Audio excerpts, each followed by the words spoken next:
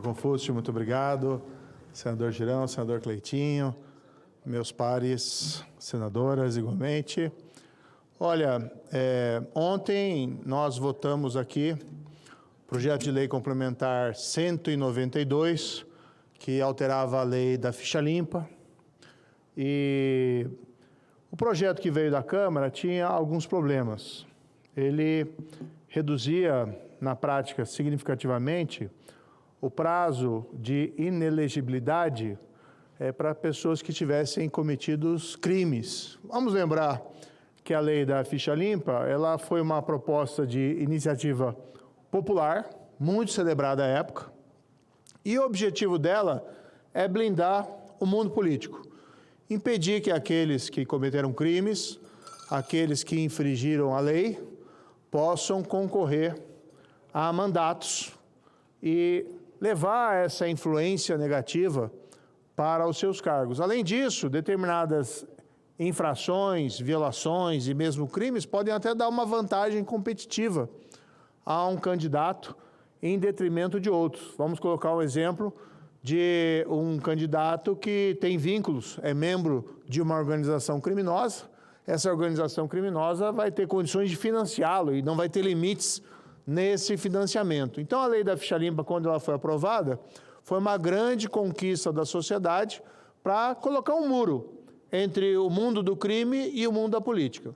E essa proposta veio lá da Câmara e tinha por objetivo realizar alguns ajustes pontuais ali na lei da ficha limpa, mas ela foi um pouco além do que deveria. E acabou, o texto que veio da Câmara estava ali reduzindo os prazos de inelegibilidade, mesmo para aqueles condenados por atividade criminal. Como estabelecia na lei da ficha limpa, quem fosse condenado por determinados crimes ficaria inelegível a partir da condenação por órgão colegiado até o cumprimento da pena. E aí contava-se mais 8 anos. A proposta que veio da Câmara estabelecia esse prazo de 8 anos, contados desde a condenação por órgão colegiado. Ocorre que naqueles casos de condenações por crimes graves, especialmente por condenações que fossem superiores ao prazo, ao tempo de 8 anos, tornaria, no fundo, esse prazo de inelegibilidade inócuo. Porque vamos supor alguém condenado, por exemplo, por corrupção a 10 anos. Enquanto cumpre a pena, tem os direitos políticos suspensos, não pode concorrer. E se fosse contado os 8 anos a partir da condenação, quando fosse terminado o cumprimento de pena, a pessoa já estaria na prática elegível. Nós apresentamos uma sugestão, uma emenda redacional ao relator do projeto, senador Everton. Apresentamos essa própria emenda igualmente ao presidente do Senado, o senador Davi Alcolumbre, e houve ali a sensibilidade, até pelo clamor que veio da sociedade, por exemplo, por organizações religiosas, como entidades que reúnem pastores evangélicos, ou mesmo a CNBB, e tiveram a sensibilidade de acolher essa emenda redacional. Então, o texto que foi aprovado ontem, nós precisamos fazer aqui um reparo à forma como vem sendo noticiado, não representa um retrocesso assim tão significativo ao que estava disposto na lei da ficha limpa. Apesar de alguns ajustes pontuais, foram mantidas as regras atuais de inelegibilidade para aqueles que forem condenados por crimes graves. Então, senador Confúcio, quem for condenado, por exemplo, por tráfico de drogas, quem for condenado por corrupção, quem for condenado por peculato, quem for condenado por crime hediondo, as regras previstas no texto original da lei da ficha limpa estão mantidos. Ou seja, ficará inelegível a partir da condenação por órgão colegiado até o fim do cumprimento da pena, mais 8 anos. Pode parecer exagerado?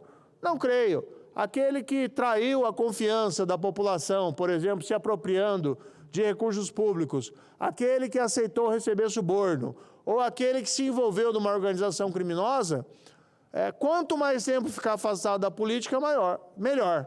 Claro que a gente espera que o eleitor faça esse filtro, que o eleitor faça esse crivo, mas é importante sim estabelecer barreiras legais, já que muitas vezes a prática de alguns delitos pode até servir como uma espécie de vantagem competitiva em relação àqueles que seguem corretamente as linhas da lei. Então, ontem, houve uma vitória da sociedade no que se refere à manutenção das regras atuais da ficha limpa. Eu fico aqui feliz de ter participado dessa construção.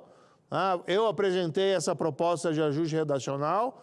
Esse ajuste redacional foi acolhido pelo senador Everton e igualmente aqui pela mesa, pelo presidente Davi e igualmente pelos nossos pares. Isso fez com que o cerne, a essência da lei da ficha limpa, que é manter fora da política as pessoas que cometeram crimes graves, como crimes contra a administração, como crimes de tráfico de drogas, como crimes hediondos, crimes praticados por organização criminosa, fiquem longe da política. E a gente viu a importância disso na semana passada, quando houve a notícia dessa grande operação policial que reuniu GAECO, Polícia Federal, Polícia dos Estados, Receita Federal e Estadual, contra o PCC, contra a infiltração do PCC no mercado de combustíveis. Essa mesma infiltração, não vamos nos iludir, com o poderio financeiro dessas organizações, eles conseguem facilmente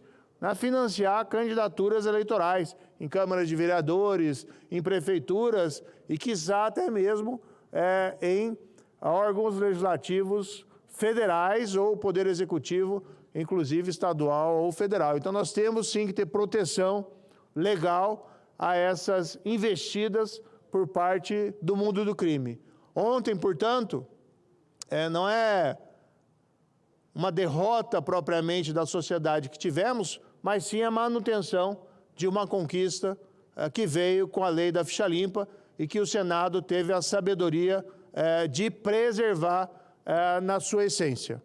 Claro que pode ter críticas a ajustes pontuais que ali foram feitas, mas, senador Cleitinho, a essência da lei da ficha limpa foi preservada pelo acordo que foi firmado aqui nessa casa na data de ontem. Senador